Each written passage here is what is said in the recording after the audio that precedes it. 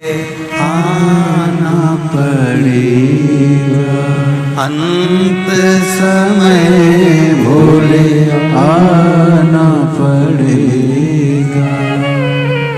जीवन में हम अपनी जिंदगी की जितनी दौड़ में हम लोग चल रहे हैं, जितने हम आगे बढ़ रहे हैं, जितने अग्रणता की ओर बढ़ रहे हैं, उसके साथ भगवान शंकर का मंत्र जाप, भगवान शिव का नाम जाप, भगवान शंकर का स्मरण, भगवान शंकर का गुणगान जो हमने किया है, जो हम कर रहे हैं, और ये गुणगान भगवान शिव का केवल जीते जी काम नहीं आ रहा है, ये गुणगान मृत्यु के बाद भी काम आ रहा है।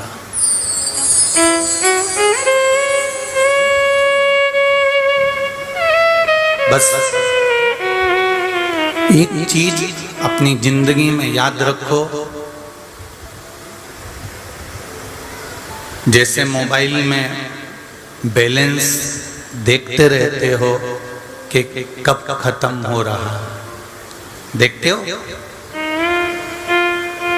टीवी का रिचार्ज कब खत्म हो रहा, बैंक का बैलेंस भी देखते रहते हो कि कैसा चल रहा है।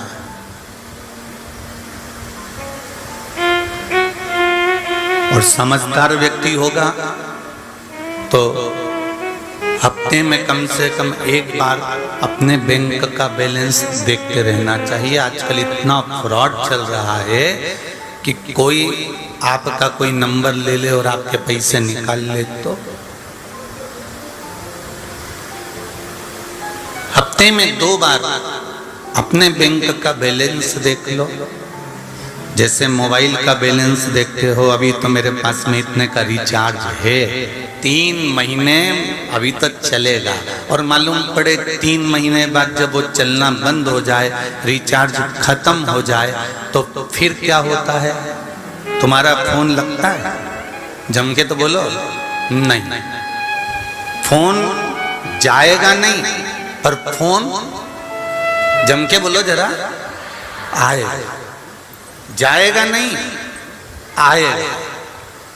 उसी तरह बैलेंस अगर देख लेते तो तुम्हारा भी फोन जाते रहता।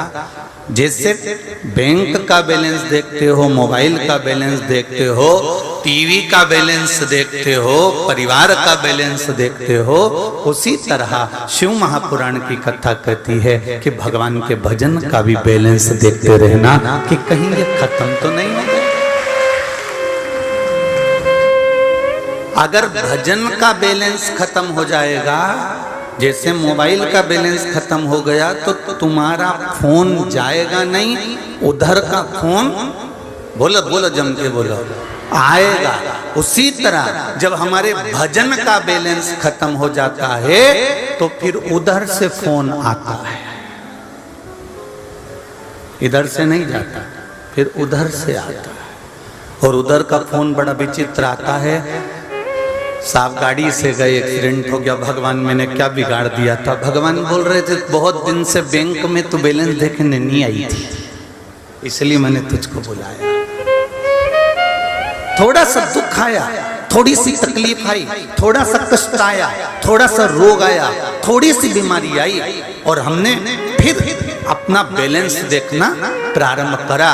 तो भगवान बोले कि मेरा फोन आया, तब तुझे मालूम पड़ा कि मेरा फोन क्यों पहुंचा, क्योंकि तेरा बैलेंस खत्म हो गया था। इसलिए वहां से फोन कर कर कर वो बाई रोज बोल रही थी कि आपका रिचार्ज समाप्त हो गया, आपका रिचार्ज समाप्त हो गया, अपने इस रिचार्ज को और डलवा लो तो आप अपनी सुविधा से जिंदगी जी सकते हो, अपना कॉल कर सकते हो, मोबाइल लगा सकते हो, अपने फोन का सदुपयोग उपयोग कर सकते हो। बेचारी रोज दिन भर में 3 बार बोलती थी कि अपना रिचार्ज पूरा करवाओ, तुम्हारा रिचार्ज अधूरा है, इसलिए तुम्हारा फोन पूरा नहीं जा रहा। उसी तरह शिव महापुराण की कथा कहती है, ये शिव की कथा भी यही बताने के लिए आती है। 7 दिन की कथा यदि आपके गांव में हो रही है, 7 दिन की कथा आपके नगर में हो रही है, 7 दिन की कथा अगर आप मोबाइल पर सुन रहे हो, फेसबुक यूट्यूब पर सुन रहे हो, आस्था चैनल पर सुन रहे हो, 7 दिन की कथा को आप इस मंडी प्रांगण में हिंगोली के क्षेत्र में सुन रहे हो, तो शिव महापुराण की कथा ये आपको बताने के लिए आई है कि अपना रिचार्ज पूरा करा कर रखना, नहीं तो मालूम पड़े बंद हो गया तो फिर लग नहीं पाएगा। इस रिचार्ज को पूरा कराते रहो, इसका उपयोग करते रहो। हर दिन, हर पल, हर घड़ी 21,600 श्वास जो मनुष्य को प्रतिदिन मिलती है, उस 21,600 श्वास का गणना भले तुम करो ना करो, पर इन श्वास के साथ में तुम भगवान का भजन करते करते अपने कर्म को करो। 3.5 करोड़ रोम छिद्र मनुष्य के शरीर में है। एक एक रोम को गिनोगे तो 3.5 करोड़ रोम छिद्र निकलेंगे। इन 3.5 करोड़ रोम छिद्र में से अगर एक बार भी भगवान का भजन कर लिया तो जिंदगी की सार्थकता बन जाएगी। तुम्हारा मोबाइल का बैलेंस बराबर चलता रहेगा, तुम्हें रिचार्ज की जरूरत नहीं पड़ती।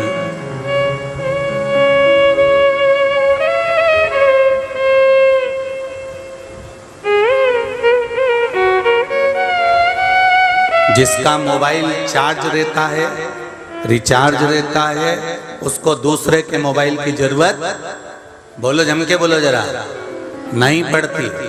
और बैंक में से निकालेगी, अभी रुक मैं 2 मिनट में लगाता हूँ, अब भी लगाया और फोन लगाया और बात कर। श्रीमद् भागवत कथा किस किसने सुनी है? हाथ उठाओ जरा, सबने सुनी है?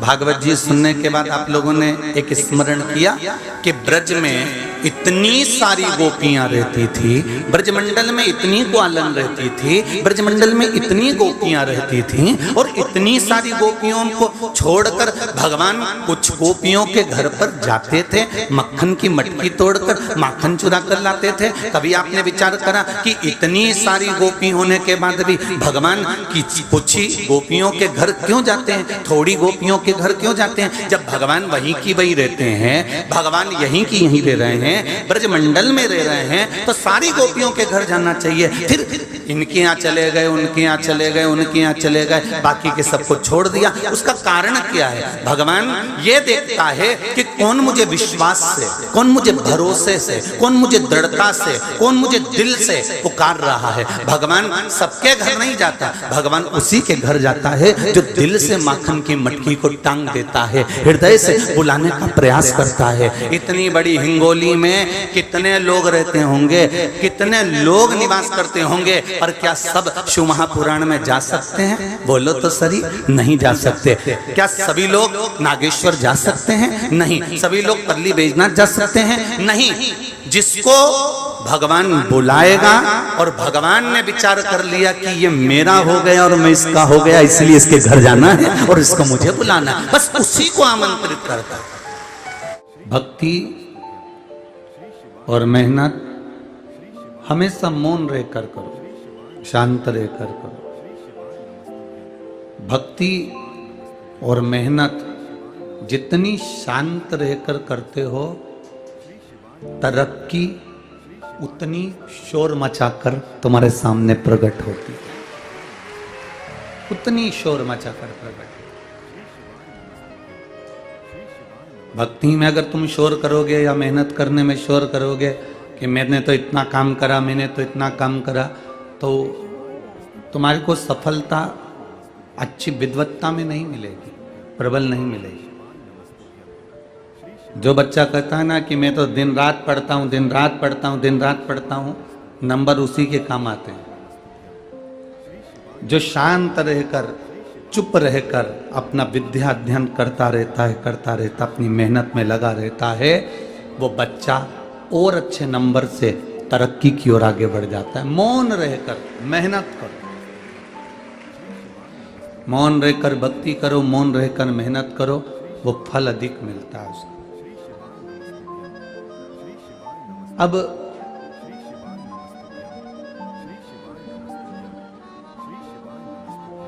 मिल गया शरीर मनुष्य का, और वो मनुष्य का शरीर मिलने पर भी हम भगवत भजन ना कर पाए, तो फिर वो जन्म किस काम का? मान लो आज अगर हमारा मनुष्य शरीर मिला है तो हमको थोड़ा सा कुछ अच्छा करने के लिए मिला। कई लोग कहते हैं गुरुजी हमें दुनिया के लोग बहुत ठोकर लगा रहे हैं। कोई कहता है गुरुजी हम बड़े कष्ट में जीवन जी रहे हैं। कोई कहता है गुरुजी हमें बड़ी तकलीफें हैं, बड़ा दुख है हमारी जिंदगी में, हम बहुत कष्ट की जिंदगी जी रहे हैं। हम आपसे कहें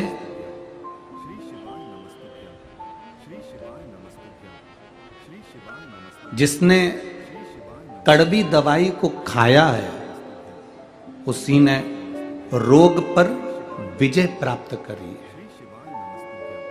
जिसने कड़वी दवाई को खाया है उसी ने बीमारी पर, रोग पर विजय प्राप्त करी है। और जिसने संसार की ठोकरों को खाया है वो जिंदगी में कहीं ना कहीं नाम कमाया है, निश्चित है। अगर दुनिया के लोग आपको ताना दे रहे हैं, दुनिया के लोग आपको अपशब्द कर रहे हैं, दुनिया के लोग कुछ भी कर रहे हैं, दुनिया के लोग आपको आड़ा टेढ़ा कर रहे हैं, तो यदि आपको कुछ कहा जा रहा है तो उसमें कहीं ना कहीं आपका हित होने वाला होगा, उसमें कहीं ना कहीं आपका अच्छा होने वाला होगा। हम हिम्मत ना हारे, हम हमारी भक्ति को और प्रबल करें, हम हमारे विश्वास को और दृढ़ करें, हम हमारे भरोसे को और प्रबल करें।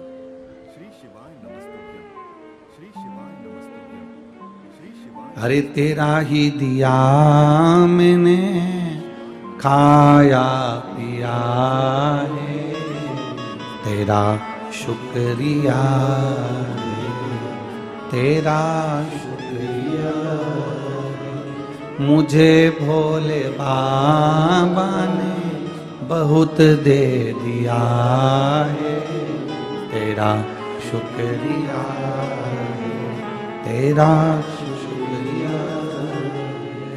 हमें जैसी भी जिंदगी जी हम उससे नाराज नहीं हो।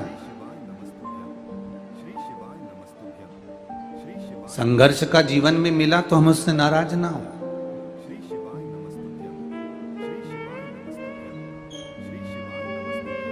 संघर्ष की जिंदगी भी मिले तो हम कभी नाराज ना हो। उसने दिए, कुछ अच्छा सोच कर दी होगी, कुछ अच्छा समझ कर दी होगी, कुछ अच्छा विचार कर दी होगी, कुछ अच्छा सोचा होगा हमारे लिए उस परमात्मा ने, कुछ अच्छा विचार करा होगा उस परमात्मा ने हमारे लिए।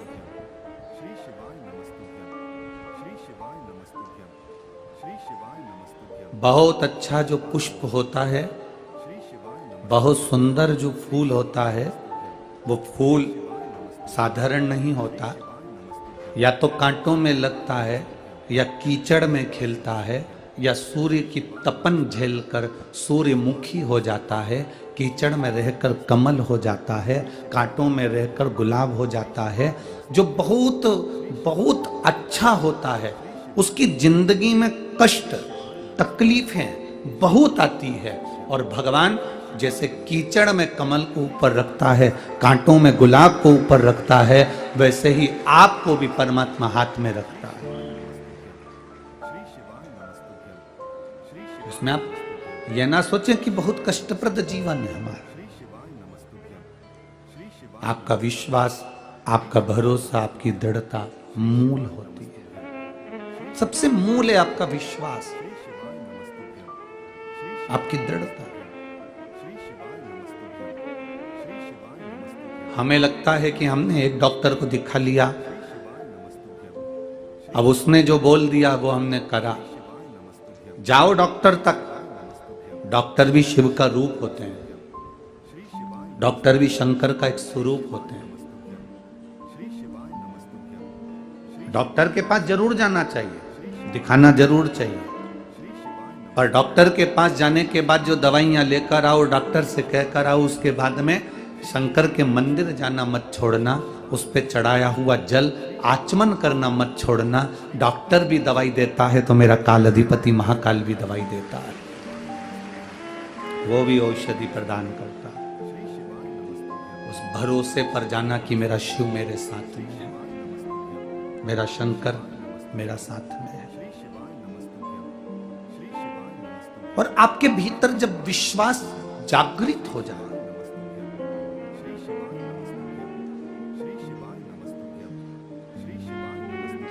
दूसरे नंबर पर जो अष्ट विनायक में गिने जाते हैं वो सिद्धि विनायक गिने जाते हैं। बोलो सही है? अरे जम के तो बोलो। दूसरे नंबर पर अष्ट विनायक में सिद्धि विनायक गिने जाते हैं। मुद्गल पुराण की कथा कहती है, अगर आपने स्मरण करा होगा मुद्गल पुराण में, तो आपने पढ़ा होगा कि सिद्धि विनायक की कथा कोई साधारण कथा नहीं है।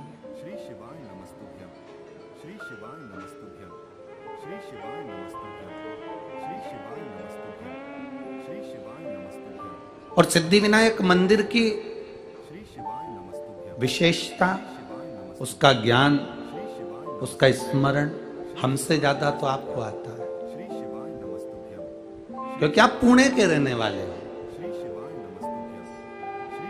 वो मराठी में क्या कह सकते हैं? सिद्धि विनायक मंदिरची माहिती तुमच्या चांगली आहे।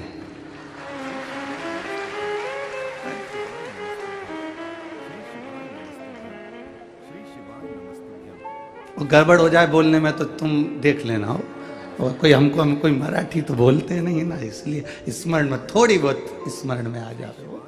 हमसे अच्छी सिद्धि विनायक जी की माहिती, सिद्धि विनायक मंदिर का स्मरण, सिद्धि विनायक भगवान का स्मरण कि क्यों बैठे वो अष्ट विनायक में एक विनायक बनकर।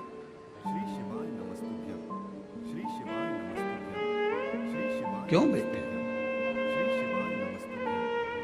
पार्वती जी ने विश्वास के बल पर शिव जी को प्राप्त करा था। कार्तिकेय जी ने विश्वास के बल पर तारकासुर का संहार कर दिया था। सती माता ने विश्वास के बल पर शिव तत्व को प्राप्त कर लिया था। शिव तत्व। जितने यहां आए हैं कथा सुनने के लिए, जितने आस्था चैनल पर कथा सुन रहे हो, जितने फेसबुक यूट्यूब पर कथा सुन रहे हो, तुम्हारा विश्वास जिस दिन दृढ़ हो गया उस दिन परमात्मा मिल गया। परमात्मा मिलता ही कब है? वो विश्वास के बल पर ही मिलता है, वो भरोसे के बल पर मिलता है। देवता देते हैं पल्ला झाड़ कर, और मेरा महादेव देता है छप्पर फाड़ कर। जब दिया मेरे महादेव ने कम नहीं दिया, जिसको दिया वो थोड़ा नहीं दिया। जब वो देता है तो बहुता में देता, बहुता। वो देता है तो बहुता में देता।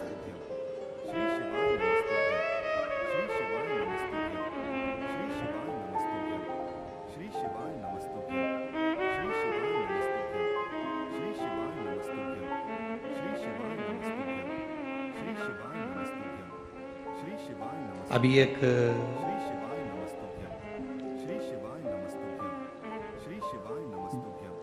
टीआई साहब से उन्होंने हमसे कहा कि गुरुजी आपकी एक लोटा जल बहुत कृपा करने वाला है। जब जब कोई उलझा हुआ व्यक्ति दिखता है तो हम उसको भी कह देते हैं कि तुम्हारे घर के लोगों को बोलो कि एक लोटा जल शिव जी को चढ़ाएं, तो शंकर जी राह जरूर दिखाएंगे, शिव राह जरूर दिखाएंगे। हम लोगों से कह देते हैं कि उस जल में कुछ तो है। बाबा सुनता किसकी नहीं है। कई लोग आते हैं यहाँ पर, कई लोग बैठे भी होंगे जिन्होंने पशुपति व्रत भी करा होगा, जिन्होंने लोटा भर के जल भी चढ़ाया होगा, प्रदोष का व्रत भी किया होगा, और भोलेनाथ जी नहीं सुने होंगे तो उसको दिल भी दुखा होगा। सुनता किसकी नहीं है? जो केवल जल चढ़ा रहा है, जो केवल मंदिर तक जा रहा है। भगवान किसकी नहीं सुनता? अच्छे से सुनो। जो केवल जल चढ़ा रहा है, केवल मंदिर तक जा रहा है, मंदिर तक शरीर भी जा रहा है, जल भी जा रहा है, पर उसका दिल नहीं जा पा रहा, इसलिए बाबा सुन नहीं पा रहा। अष्ट विनायक में से एक विनायक श्री सिद्धि विनायक भी है। श्री सिद्धि विनायक कैसे?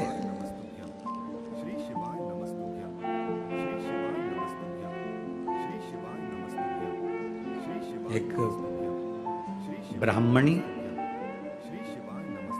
जिसका पति मर गया, घर में केवल एक बेटी है, केवल एक बेटी।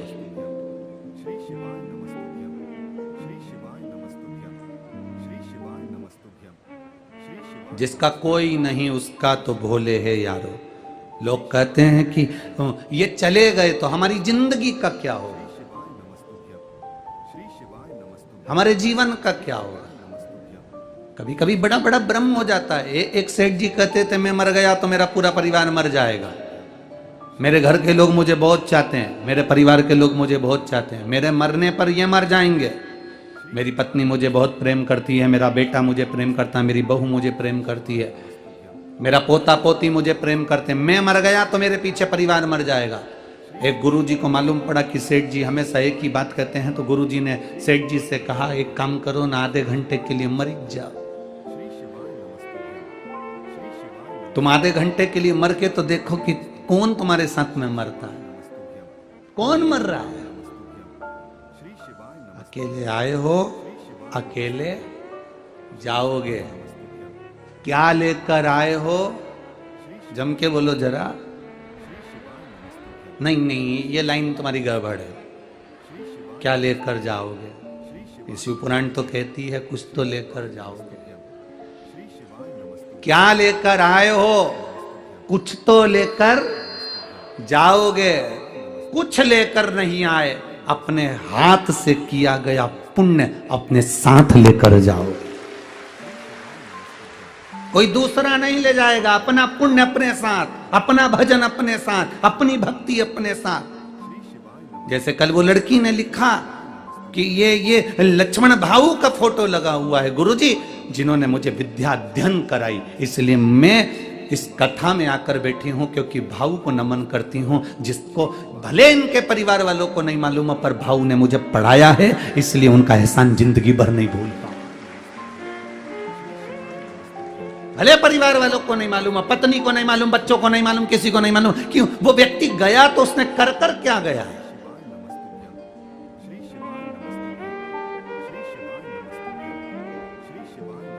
आमदार, खासदार, अध्यक्ष, उपाध्यक्ष, मिनिस्टर, मंत्री, ये सब पद तुमको मिल सकते हैं, पर निवेदन है इस पद पर पहुंचने पर तुम अपने हृदय से दया और धर्म बंद मत कर देना, ये चलती रहने। उसका कारण ये है कुर्सी और पद तो बदलते रहेंगे, पर तुमने अगर कुछ पुण्य करा है, तुमने अगर कुछ दान करा है, तुमने कोई अच्छा कर्म करा है, तुमने जिंदगी में कोई अच्छा कृत्य करा है, तो वो तुम्हारे साथ जीवन पर्यंत यहां भी और वहां भी काम आएगा। और वो आता है, वो आता है।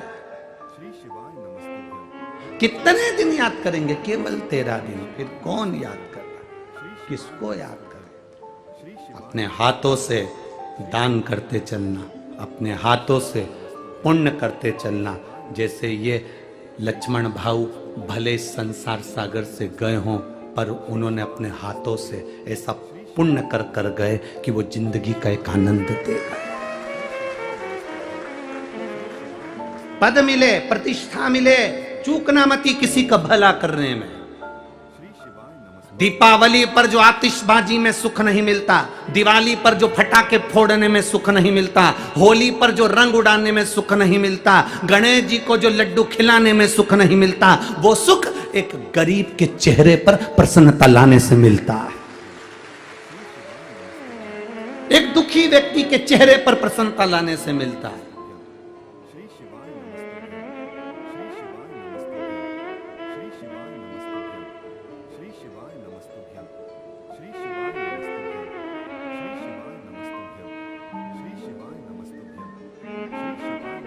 बन सके कोई तुम्हारे पास में आए तो उसकी सहायता अवश्य करो, उसकी सहायता करो। ज्यादा नहीं तो थोड़ी करो, करो।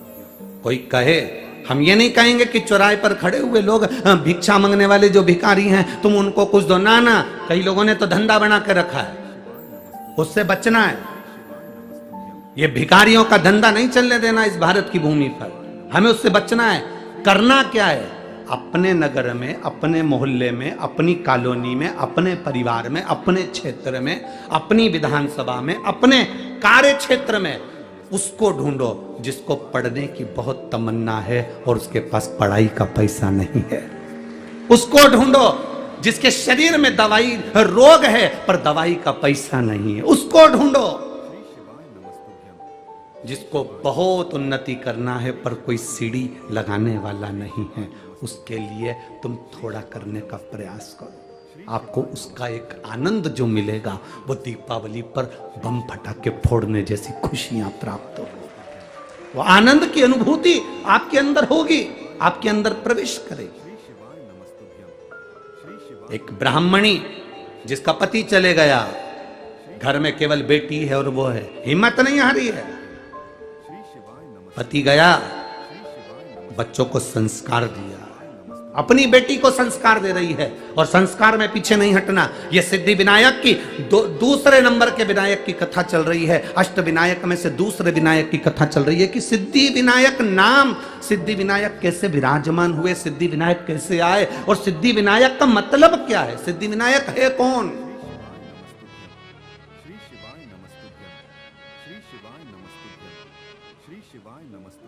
जरा विचार करें। रो रही है बेटी, माँ ने पूछा क्यों रो रही हो तुम, किस लिए रो रही हो। माँ, जब पिताजी थे ना तो मुझे गोदी में उठाकर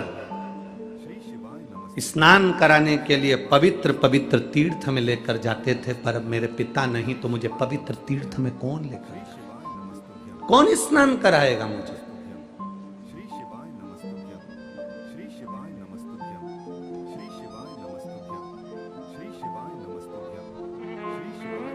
दादा दादी में और माता पिता में एक बहुत बड़ा अंतर होता है। बहुत ध्यान देना इस शब्द पर। दादा दादी में और माता पिता में बहुत बड़ा अंतर होता है।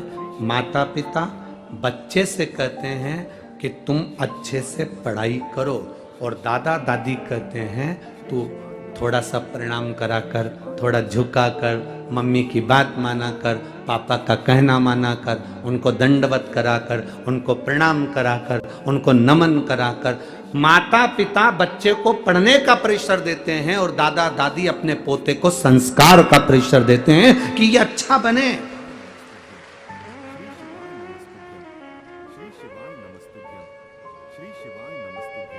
कार किसी के भी घर पर आ सकती है, लोन लो कार लाओ। बोलो री जीजियों, ए पूर्णा वालियों, बोलो सही है कि गलत है। हम पहले एक बार कथा में कहे थे मकान, घर, हाउस और फ्लैट, इनमें बहुत अंतर है। मकान के कान होते हैं,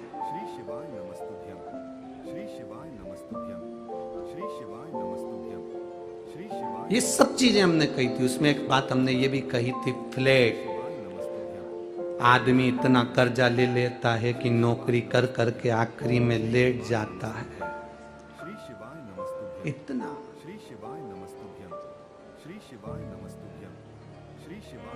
लोन लो, गाड़ी लो, गाड़ी किसी के घर पर भी आ सकती है, कार किसी के घर पर भी आ सकती है। थोड़ा सा पैसा उठा लो, कार आ जाएगी। कार आने में दिक्कत नहीं है, कार किसी के यहां भी आ सकती है, पर संस्कार हर किसी के यहां नहीं आ पाते। संस्कार किसी किसी के घर में आते हैं, हर एक के घर में संस्कार नहीं आते। कई लोग यहाँ पर ऐसे भी बैठे होंगे जिनके बच्चे सुबह उठते हैं, प्रणाम करते हैं, तब ऑफिस जाते हैं।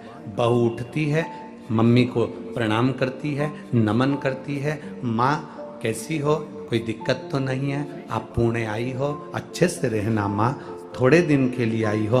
कैसी हो माँ? एक बहू वो होती है जिसके घर में माता पिता के संस्कार झलकते हैं और वो अपने घर के बुजुर्गों को आदर देकर चलती है। बेटा वो होता है जो अपने घर के बुजुर्ग को आदर देकर चलता है। और किसी किसी के घर में ऐसा भी होता है कि माँ रह रही है, खा रही है, पर बोलने का समय किसी के पास नहीं है। पिता रह रहा है, खा रहा है, पर बोलने का समय किसी के पास नहीं। कार ज्यादा होंगी, बहुत कार होगी, उस कार का कोई मतलब नहीं है अगर घर में श्रेष्ठ संस्कार नहीं तो कार की महत्वता कुछ भी नहीं है। क्या महत्वता?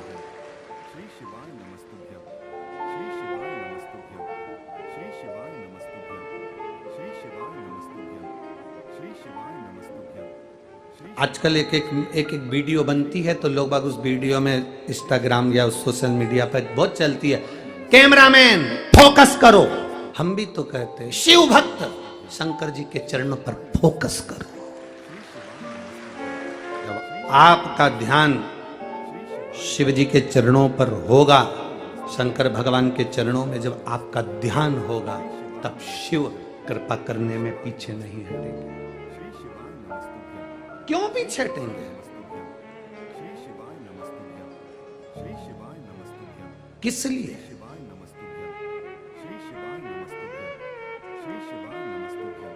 सुबह जब हम मॉर्निंग वॉक में घूम रहे थे तब उस समय पर किसी ने प्रश्न किया, गुरुजी आपको हाथ देखना आता है? हमने कहा नहीं। आपको पत्रिका देखना आता है? हमने कहा नहीं आता। क्यों? क्या हुआ? हमने दिखाई थी कोई से, हमने जिससे पूछा, परंतु हम पूछते हैं उनसे कि हमारा अच्छा दिन कब आएगा, कितने दिन के बाद हम कोई अच्छा काम करें, हमारा वक्त कब अच्छा हो सकता है।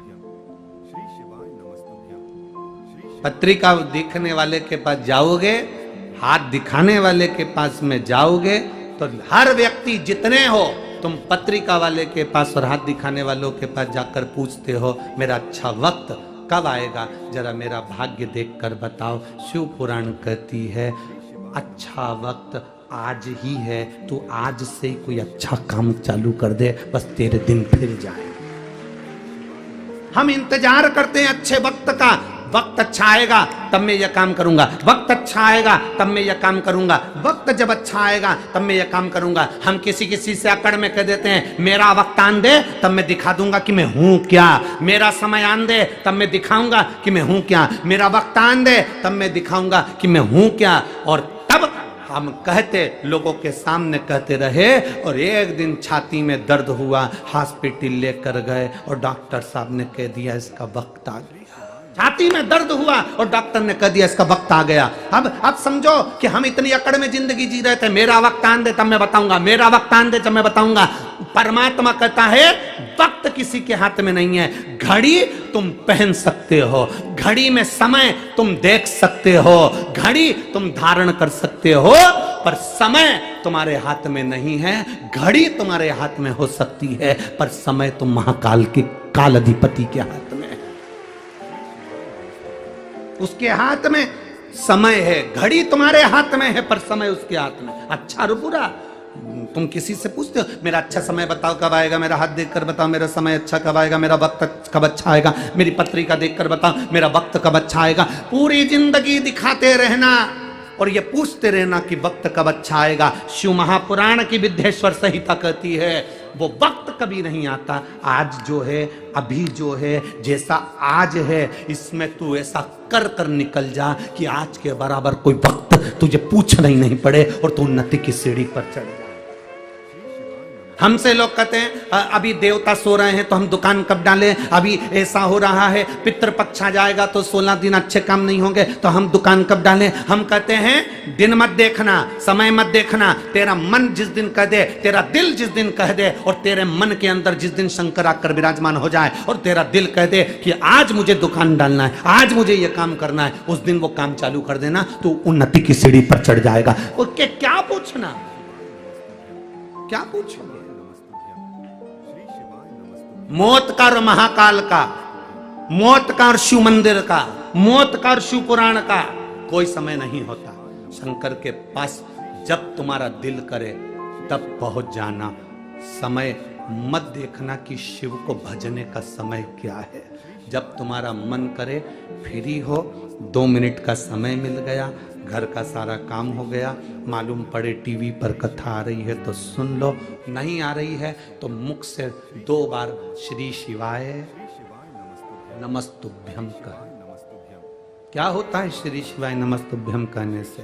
कहते हैं श्री शिवाय नमस्तुभ्यम बोलने से अगर हमारे आसपास में कुछ बुरा होने वाला है तो वो हमारे पास से दूर हो जाता है और शिव हमारे करीब आ जाता है। शिव मेरे पास में, औघड़ी शंकर मेरे करीब में है, शिव तत्व मेरे पास में है और शिव मेरे करीब में हो।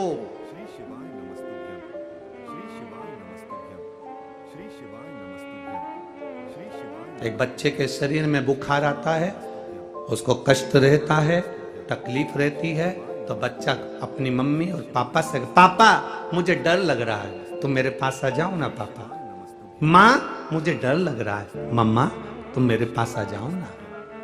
काका मुझे डर लग रहा है, तुम मेरे पास आओ ना। काकी मुझे डर लग रहा है, तुम मेरे पास आओ ना। छोटे छोटे मुलगा मुलगी एक शब्द कह देते हैं, छोटे छोटे बच्चे एक शब्द कह देते हैं, आई मुझे डर लग रहा है, मेरे पास आओ ना।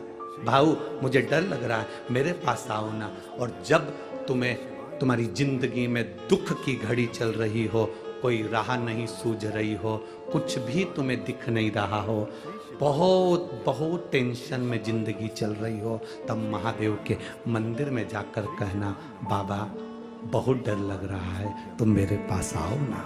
शिव को बुलाओ, बाबा बहुत डर लग रहा है, तुम मेरे पास आओ।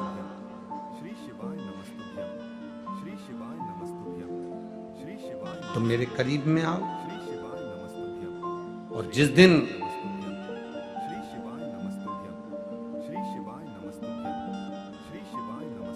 बाबा को तुम दिल से पुकारोगे, वो तुम्हारे सम्मुख में होगा, तुम्हारे नजदीक। पर हमारी आदत इतनी विचित्र है ना कि हम बाबा को अपने पास बुलाने में उतना समय नहीं लगाते जितना समय हम निंदा और बुराई में लगाते। शिव की भक्ति में और अपनी मेहनत में, शिव की भक्ति में और खुद की तरक्की में, किस किस चीज में? जम के बोलो जरा। शिव की भक्ति में और खुद की तरक्की में इतना वक्त लगा दो, इतना वक्त लगा दो कि दूसरे की निंदा करने का और बुराई देखने का वक्त ना बचे।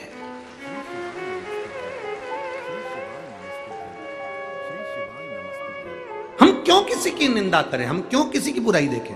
बुराई कौन करता है? जो बिल्कुल फ्री होता है। निंदा कौन करता है? जो एकदम फ्री है। बुराई कौन देखता है? जो एकदम फ्री है। बैठ गए टीवी के सामने, सियोर वाला महाराज ने क्या बात, अच्छी चीज बाची वो नहीं देखा, उसने बस बैठ कर ये देखते रहे ये क्या गड़बड़ बोला, बस बुराई छाटना, क्योंकि फ्री बैठा है। शिव की भक्ति में और अपनी तरक्की में इतना वक्त लगाओ, इतना समय लगाओ, इतना वक्त लगाओ कि दूसरे की बुराई देखने में और दूसरे की बुराई करने में हमें वक्त ही ना मिले। कोई वक्त हमारे पास में नहीं कि हम बुराई देखेंगे, हम अच्छा करें। अपनी तरक्की चाहते हैं, अपनी उन्नति चाहते हैं, शंकर की भक्ति करना है, शिव भक्ति में लगो।